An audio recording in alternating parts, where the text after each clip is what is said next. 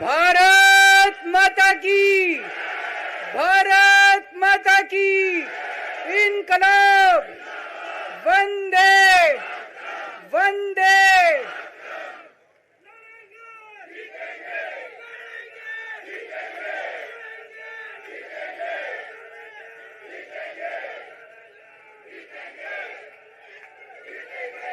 मंच पे बैठे हुए मेरे सभी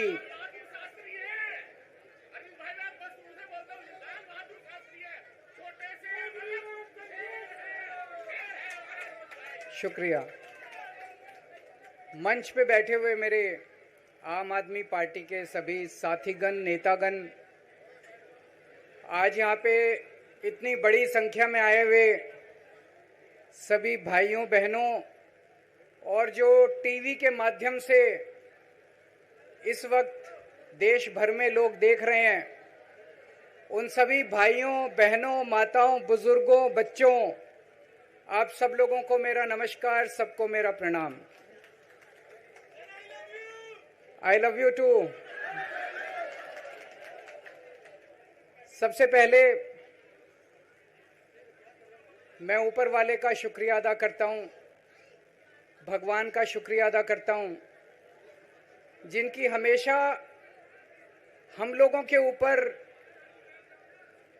बहुत कृपा रहती है, बहुत आशीर्वाद रहता है भगवान का, भोलेनाथ का, हनुमान जी का बहुत आशीर्वाद रहता है। इसी वजह से इतनी बड़ी बड़ी मुसीबतों से निकल के हम लोग आते हैं। इतने बड़े बड़े सामने हमारे दुश्मन हैं जिनसे लड़के हम लोग सफल होते हैं। एक छोटी सी पार्टी जिसने इस देश की राजनीति बदल के रख दी। मैं इसीलिए सबसे पहले ऊपर वाले का पूरे सम्मान के साथ शुक्रिया अदा करता हूं और आशीर्वाद चाहता हूं।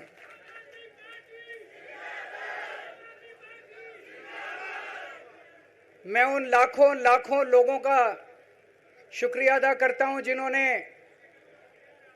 हम लोगों के लिए, जब हम लोग जेल में थे, मैं, मनीष सिसोदिया जी, संजय सिंह जी, विजय नायर जी, अभी सतिंदर जैन जी हैं, अमानतुल्लाह खान हैं, उनको वो भी जल्दी आएंगे मैं उम्मीद करता हूं। जिन जिन लोगों ने हमारे लिए दुआएं की, मन्नतें मांगी, मंदिर मस्जिद गिरजे गुरुद्वारे गए, उन सब लोगों का मैं तहे दिल से शुक्रिया अदा करता हूं।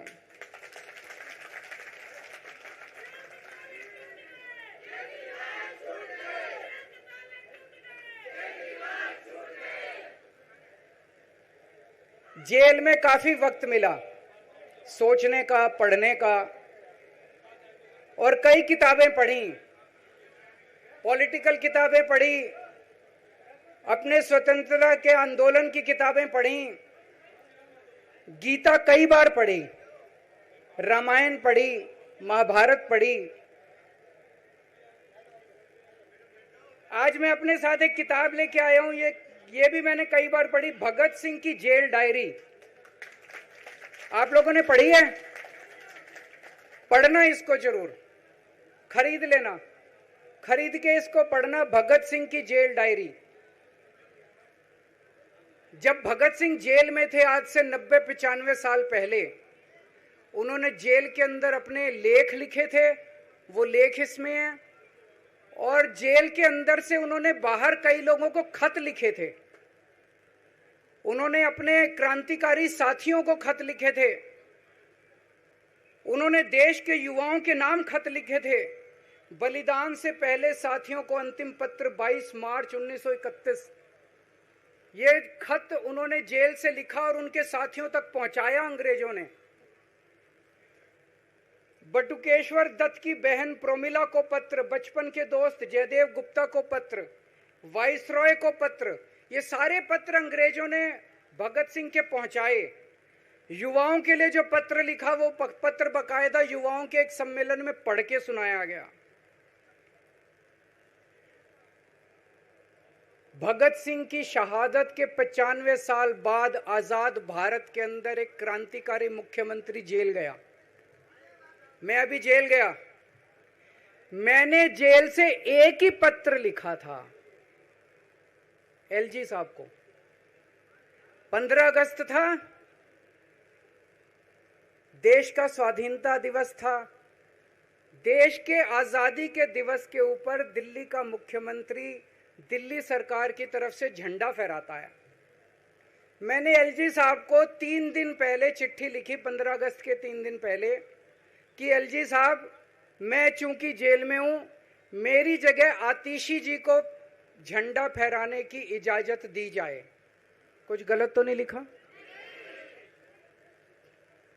वो चिट्ठी मेरी एलजी साहब तक नहीं पहुंचाई गई, मुझे चिट्ठी वापस करी गई और मेरे को ये वार्निंग जारी की गई। ये वार्निंग भी लेके आया हूं, जिंदगी भर साथ रखूंगा ये मेरे को वार्निंग दी गई कि दूसरी बार अगर आपने एलजी साहब को चिट्ठी लिखने की हिम्मत करी तो आपके साथ जो फैमिली मुलाकात होती है हर हफ्ते, वो फैमिली मुलाकात बंद कर दी जाएगी।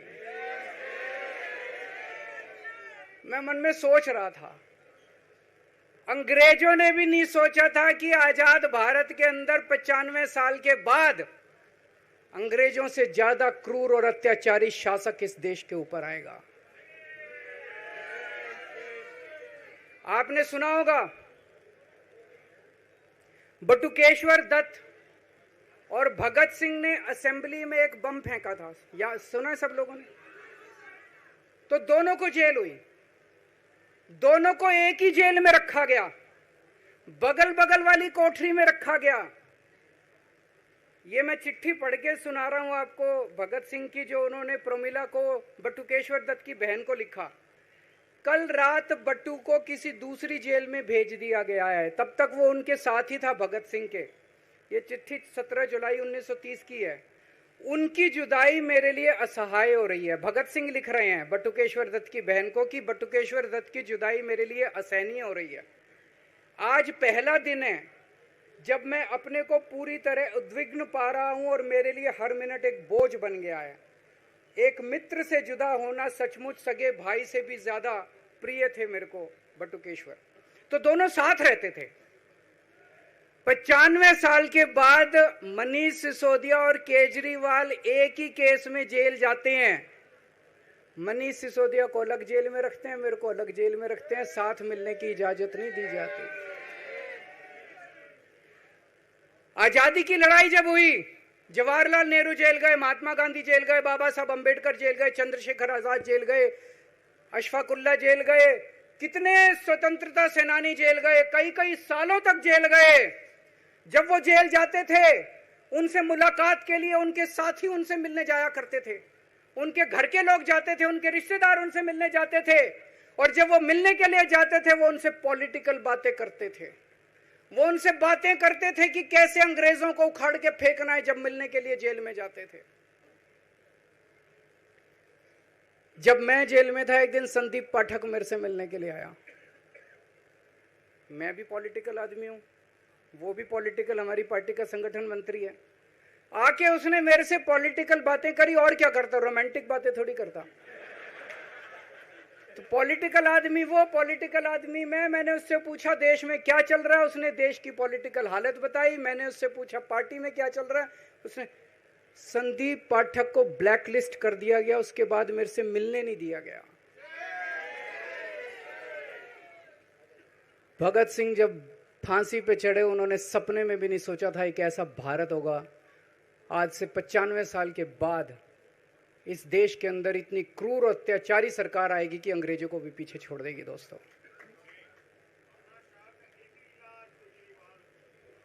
मुझे जेल क्यों भेजा इन लोगों ने? ऐसा नहीं कि केजरीवाल ने कोई भ्रष्टाचार किया, वो इनको भी पता है, मेरे को भी पता है, आपको भी पता है। इन्होंने जेल क्यों भेजा मेरे को?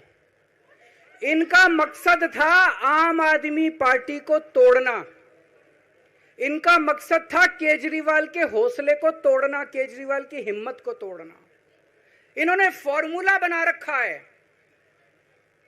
आप देख रहे हो किस तरह से एमएलए तोड़ दो, एमएलए खरीद लो, ईडी भेज के डरा दो, सीबीआई भेज के डरा दो, फर्जी केस कर दो, जेल में डाल दो, पार्टी तोड़ दो। महाराष्ट्र में कैसे उन्होंने 2-2 राष्ट्रीय पार्टियां तोड़ दी। पार्टी तोड़ दो, सरकारें गिरा दो और अपनी सरकार बना लो।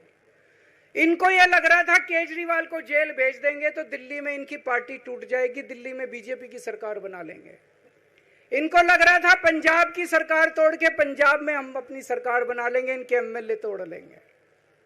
लेकिन हमारी पार्टी नहीं टूटी, हमारे एमएलए नहीं टूटे, हमारे एमएलए तो छोड़ो कार्यकर्ता भी नहीं टूटे। इनकी बड़ी बड़ी साजिशों के खिलाफ, बड़े बड़े षड्यंत्रों के खिलाफ केवल आम आदमी पार्टी में ताकत है जो आज इनका सामना कर रही है। इनको लगा केजरीवाल के हौसले तोड़ देंगे। आज मैं आपके सामने खड़ा हूं और मैं पूरे विश्वास के साथ कह रहा हूं कि जेल के इन 150-200 दिन जो मैं जेल में रहा, इन दिनों ने मेरे हौसले को और 100 गुना बढ़ा दिया है, कम करने की बजाय। ये लोग पूछते हैं कि केजरीवाल जब जेल में था इसने इस्तीफा क्यों दिया, क्यों नहीं दिया? जेल में से सीएम के पद से इस्तीफा क्यों नहीं दिया? मैंने इस्तीफा इसलिए नहीं दिया क्योंकि मैं देश के जनतंत्र को बचाना चाहता था। इन्हें जो इतने फॉर्मूले बना रखे हैं, एमएलए तोड़ दो, पार्टियां तोड़ दो, एमएलए खरीद लो, डरा दो, अब एक फॉर्मूला और इन्होंने नया बनाया है। जहां जहां ये चुनाव हारे वहां वहां के मुख्यमंत्री पे फर्जी केस करके उसको गिरफ्तार कर लो और उसकी सरकार गिरा दो। अगर मैं इस्तीफा दे देता, अगर मैं, हेमंत सोरेन साहब ने इस्तीफा दिया, मैं भी इस्तीफा दे देता, इन्होंने सीतारमैया पे भी अभी केस किया है, सीतारमैया साहब के ऊपर, इन्होंने पिनाराई विजयन के ऊपर भी केस कर रखे हैं, ममता दीदी के ऊपर केस कर रखे हैं। ये एक ऑपोजिशन के मुख्यमंत्री को नहीं छोड़ते, एक एक को पकड़ के फर्जी केस कर करके उनको जेल में डाल देते और एक एक की सरकार गिरा देते। मैं जेल में गया, अभी 10 दिन पहले सुप्रीम कोर्ट की एक बेंच ने पूछा सरकार से कि जेल के अंदर से सरकार क्यों नहीं चल सकती। बड़ा आप लोगों ने अखबार में, सुप्रीम कोर्ट ने पूछा है केंद्र सरकार से कि जेल के अंदर से सरकार क्यों नहीं चल सकती, तो जेल के अंदर से सरकार साबित कर दिया हमने।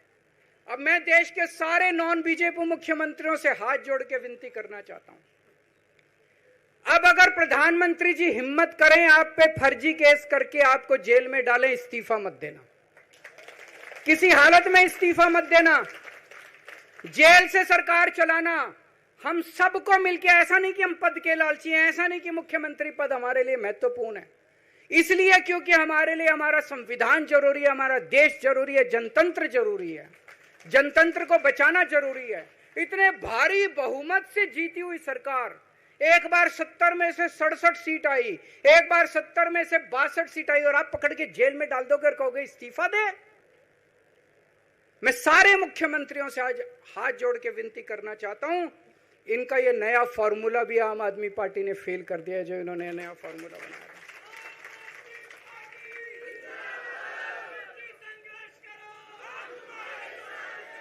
आज इनकी हर षड्यंत्र, हर साजिश से सामना करने की ताकत आम आदमी पार्टी में है। क्यों?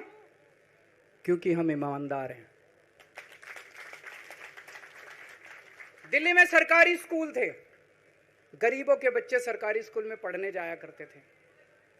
सरकारी स्कूलों की हालत बहुत खराब थी, गरीबों के बच्चों का कोई भविष्य नहीं था। 16 लाख बच्चे दिल्ली के सरकारी स्कूलों में पढ़ते थे। टूटे फूटे टिन के स्कूल थे, डिब्बे थे, स्कूल क्या डिब्बे थे, कोई पढ़ाई नहीं होती थी, गरीबों के बच्चों का भविष्य खराब था। उन गरीबों के बच्चों को पिछले 10 साल के अंदर 18 लाख बच्चों को हमने सरकारी स्कूल अच्छे बना के भविष्य दिया है। हम ये कैसे कर पाए? हम ये कर पाए क्योंकि हम ईमानदार हैं।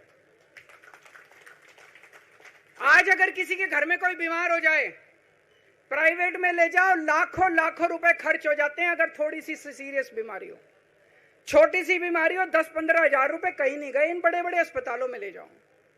दिल्ली के अंदर हर सरकारी अस्पताल को शानदार बनाया, नए नए सरकारी अस्पताल खोले, गली गली में मोहल्ला क्लिनिक खोला, लोगों की चाहे अमीर हो चाहे गरीब हो, सबका इलाज, सबकी दवाइयां, सबके टेस्ट, पूरा इलाज मुफ्त कर दिया।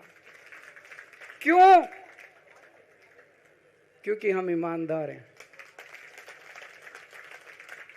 आज दिल्ली की महिलाएं जब बस में सफर करती हैं, उनकी टिकट नहीं लगती, बाकी देश की सरकारें घाटे में चल रही हैं, दिल्ली की सरकार ये सब सुविधा देने के बावजूद फायदे में चल रही है। क्यों? क्योंकि हम ईमानदार हैं।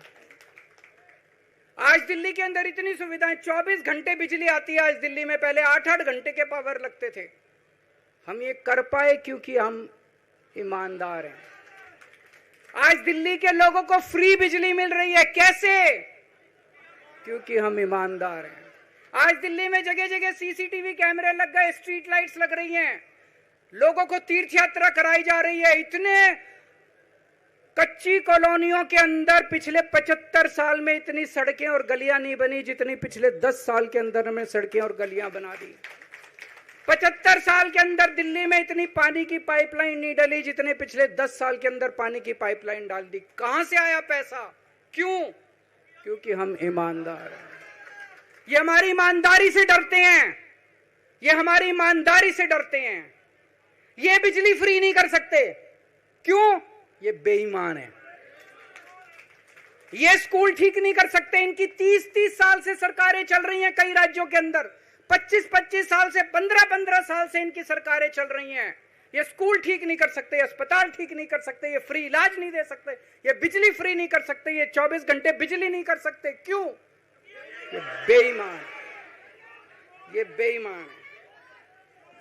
आज इन्होंने ईडी छोड़ दी, इनकम टैक्स छोड़ दिया, दिल्ली पुलिस छोड़ दी, इतने केस कर दिए हमारे ऊपर, और हम डट के खड़े हैं इनके खिलाफ, इनका मुकाबला कर रहे हैं क्योंकि हम ईमानदार हैं। इसलिए ये मेरे को बेईमान साबित करना चाहते हैं, ये मेरे को बेईमान साबित करना चाहते हैं। मेरे ऊपर कीचड़ फेंक रहे हैं, मेरे ऊपर लांछन लगा रहे हैं, मुझे सुबह शाम गालियां देते हैं। लेकिन मेरे लिए बीजेपी इंपॉर्टेंट नहीं है, मेरे लिए आप लोग इंपॉर्टेंट हो। अगर देश की जनता, दिल्ली की जनता को लगता है केजरीवाल बेईमान है, मैं 1 मिनट के लिए सीएम की कुर्सी पे भी नहीं बैठूंगा। 1 मिनट के लिए मैं बैठने को तैयार नहीं। मैंने अपने जीवन में कुछ नहीं कमाया, मेरा बैंक अकाउंट खाली है, हमारी पार्टी का बैंक अकाउंट खाली है। मैंने जिंदगी में कुछ नहीं कमाया, अपनी इज्जत और अपनी ईमानदारी के सिवा मेरे पास कुछ नहीं आया। इनकम टैक्स में कमिश्नर की नौकरी करता था, 2000 में नौकरी छोड़ के सन 2000 से 2010 तक 10 साल मैंने दिल्ली की झुग्गियों के अंदर बिताए हैं। कुछ महीने दिल्ली की झुग्गियों में जाके रहा मैं, झुग्गी के अंदर, नंद नगरी, सुंदर नगरी की झुग्गियों के अंदर मैंने गली गली में खाक छानी है कि गरीब आदमी रहता कैसे, उसके घर का गुजारा कैसे चलता है।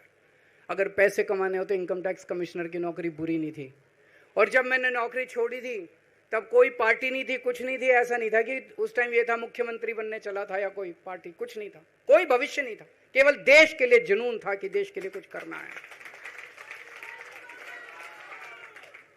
देश के लिए कुछ करने हैं। 49 दिन की सरकार के बाद इस्तीफा दिया था, अपने असूलों के लिए इस्तीफा दिया था, किसी ने इस्तीफा मांगा नहीं था, अपने आप इस्तीफा दिया था। आज के तारीख में, आज के जमाने में कोई अपनी चपरासी की नौकरी नहीं छोड़ता। मैंने मुख्यमंत्री की कुर्सी छोड़ी थी, अपने आप छोड़ी थी। ना पद का लालच है, ना दौलत का लालच है, केवल देश के लिए कुछ करने का जुनून है, देश के लिए कुछ करने के लिए आए हैं।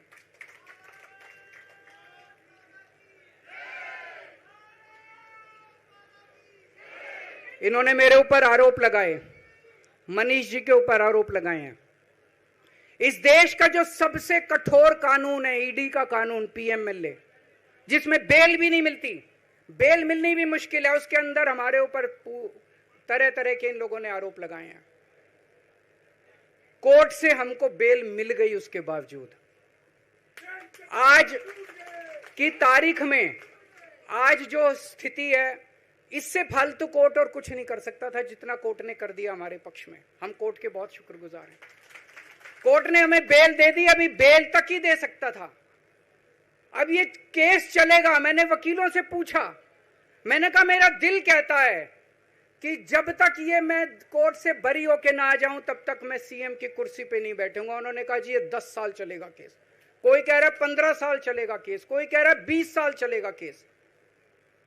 तो केस यह भी लंबा चलेगा। आज कोर्ट जितना कर सकता था, कोर्ट ने हमारे पक्ष में निर्णय लिया है, हमें बेल दे दी उन्होंने। ऐसे कानून में जिसमें बेल मिलनी नामुमकिन होती है, उन्होंने बेल दे दी। आज मैं आपकी अदालत में आया हूं, जनता की अदालत में आया हूं, आपसे पूछने के लिए आया हूं, क्या आप केजरीवाल को ईमानदार मानते हो कि गुनहगार मानते हो?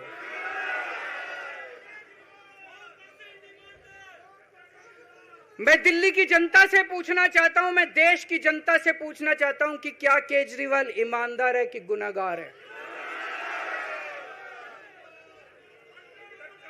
दोस्तों, 2 दिन के बाद, आज से 2 दिन के बाद मैं सीएम की कुर्सी से इस्तीफा देने जा रहा हूं।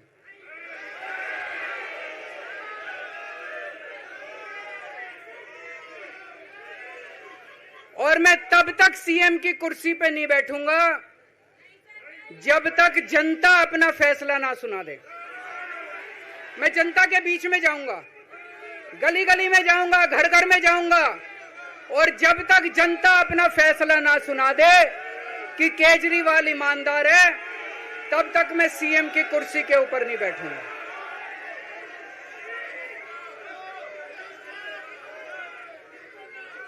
आज से कुछ महीने बाद चुनाव है, दिल्ली के चुनाव है। मैं जनता को निवेदन करना चाहता हूं, अपील करना चाहता हूं, अगर आपको लगता है केजरीवाल ईमानदार है, मेरे पक्ष में वोट दे देना। अगर आपको लगता है केजरीवाल गुनहगार है, मेरे को वोट मत देना।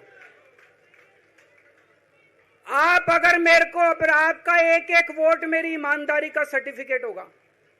अगर आप मेरे को वोट देके जिताओगे और अगर आप कहोगे कि केजरीवाल ईमानदार है, तो चुनाव के बाद, उसके बाद जाके मैं सीएम की कुर्सी पे बैठूंगा। तब तक मैं सीएम की कुर्सी पे नहीं बैठूंगा।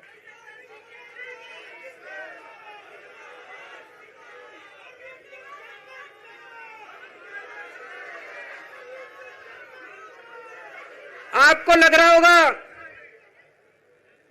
अभी अभी जेल से रिहा होके आया है, ये कैसा क्यों बोल रहा है? अभी अभी जेल से रिहाई होके आया है, अब ये इस्तीफा क्यों दे रहा है? इन्होंने मेरे ऊपर आरोप लगाया है, इन्होंने आरोप लगाया है कि केजरीवाल चोर है, इन्होंने आरोप लगाया है केजरीवाल भ्रष्टाचारी है, इन्होंने आरोप लगाया है केजरीवाल ने भारत माता के साथ धोखा किया है। ये करने के लिए नहीं आया था मैं, सत्ता से पैसा और पैसे से सत्ता, इस खेल के खेलने के लिए मैं नहीं आया था। मैं देश के लिए कुछ करने के लिए आया था। जब 14 साल के बाद भगवान राम वनवास से लौटे, सीता मैया को अग्नि परीक्षा देनी पड़ी थी। आज मैं जेल से आया हूं, मैं अपनी अग्नि परीक्षा देने के लिए तैयार हूं।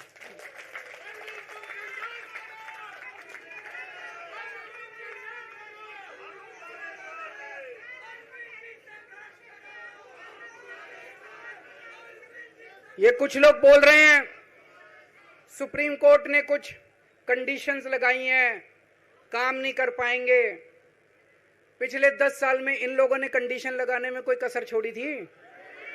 एलजी साहब ने कंडीशन लगाने में कोई कसर छोड़ी थी? केंद्र सरकार ने 1 कानून, 2 कानून, 3 कानून, कानून पे कानून डाल के मेरी पावर छीन ली, पर आपके काम बंद नहीं होने दिए मैंने। ये कंडीशन हमारे लिए कोई वो नहीं रखती, कोई हमारे लिए अड़चन पैदा नहीं करती ये कंडीशन। इन कंडीशन को भी देख लेंगे, लेकिन मेरे लिए जो मायने रखता है वो है मैंने अपनी जिंदगी में ईमानदारी कमाई है।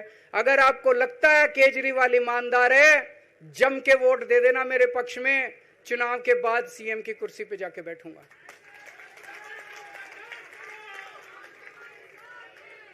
फरवरी में चुनाव है। आज इस मंच से मैं मांग करता हूं कि ये चुनाव नवंबर में कराए जाएं, महाराष्ट्र के साथ कराए जाएं, तुरंत कराए जाएं चुनाव।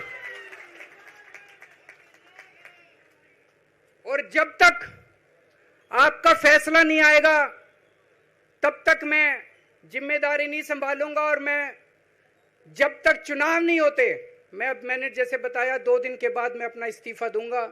जब तक चुनाव नहीं होते, तब तक मेरी जगह आम आदमी पार्टी से कोई और मुख्यमंत्री बनेगा। अगले 2-3 दिन के अंदर विधायक दल की मीटिंग होगी और विधायक दल की मीटिंग में अगले मुख्यमंत्री के नाम का तय किया जाएगा। मैं मनीष जी से बात कर रहा था, जो पीड़ा मेरे मन में है वो पीड़ा मनीष जी के मन में भी है। इनके लिए भी वही सब कहा गया जो मेरे लिए कहा गया है। मनीष जी का भी कहना है कि ये दिल्ली के उप मुख्यमंत्री और शिक्षा मंत्री और मंत्री का पद तभी संभालेंगे जब दिल्ली की जनता कहेगी कि मनीष सिसोदिया ईमानदार है। तो मैं और मनीष सिसोदिया, हम दोनों का फैसला आपके हाथ में है, जनता के हाथ में है। हम दोनों जनता की अदालत में जा रहे हैं, गली गली जाएंगे, जनता के बीच में जाएंगे और उनसे पूछेंगे, अगर जनता कहेगी ईमानदार है तो हम आके इसकी कुर्सी पे बैठेंगे। 2020 में आया था मैं, 2020 में मैंने कहा था, मैंने अगर काम किया हो तो मेरे को वोट देना और काम नहीं किया हो तो वोट मत देना। कहा था कि नहीं कहा था?